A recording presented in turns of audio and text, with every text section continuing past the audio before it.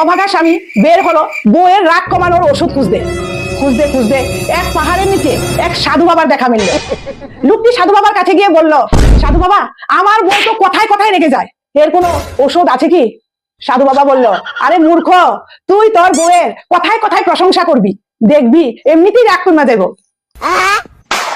এই কথা মাথাতে রাখা লোকটি মনের আনন্দে বাড়িতে আসলো।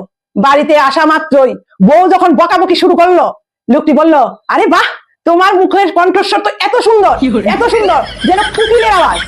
বউ তো রাগ কমে গেল। তারপর বউ লোকটিকে ভাত খেতে দিল। এই অখাদ্য খাবার মুখে তুললো। লোকটি বলল, বাহ, তোমার হাতে তো জাদু, তোমার রান্নার তো তুলনাই নাই। বউয়ের রাগ কমে গেল।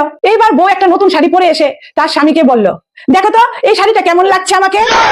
বাহ, তোমাকে তো এত সুন্দরী লাগছে, নায়িকা নায়িকা। এই কথা বলা মাত্র বউ বলল যে এই শাড়িটা তো পাশের বাড়ির দাদা আমারে দিতে আদর করিয়া। শেষ, ধৈর্যের হাল। আজকে তো তোর উপায় রাখতাম না, শেষ করে নিব তোরে। ধৈর্য।